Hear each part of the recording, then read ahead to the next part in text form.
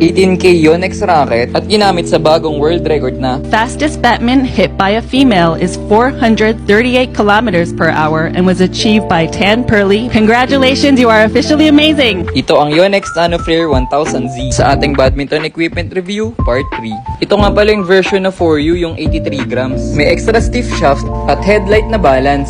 Ito yung top of the line nila sa mga headlight rackets. Kaya lahat ng bagong technology na pwede ilagay sa racket nandito na. Katulad nga nitong nasa ko na nakaka-minimize daw ng vibration. Regarding sa design, grabe ang ganda nito. Dahil minamarket nila to na fast and speedy racket, perfect na perfect yung yellow dito. Si Mia na to nga agad yung una ko naisip dito eh. So kung gusto nyo ng flashy at agaw pansin na racket sa court, ito yung para sa inyo. Kung papansin nyo, medyo maliit ang head frame ng racket na to. Compact kasi yung design niya. Malaki ba ang effect nito on game? Tingnan natin mamaya. Tara, i-testing na natin to sa court. May kasama na nga pala tong racket string bag. Kaya safe na safe sa gasgas pag nasa bag na. Super thanks nga pala kay Attorney Luis sa pagpapairam sa akin ng racket na to for 2 weeks. BG66 Ultimax na may 28 tension nga pala ang naka-install dito. Take note din na first time kong gagamit ng headlight racket. Kaya tara, first ay ang power. Sabi nila kapag headlight, halos walang power and repulsion ng racket. Pero ito, kayang-kaya pang rear court player. Parang ang head heavy to kasi effortless yung clears and smash. Kaya nga ito yung gamit nila per litan sa world's fastest smash. Medyo mahirap nga lang control sa una sa racket na to. Kasi grabe, sobrang repulsive. Dahil medyo maliit yung head frame. Konting off-centered shot mo lang, sa iba na papunta yung bola.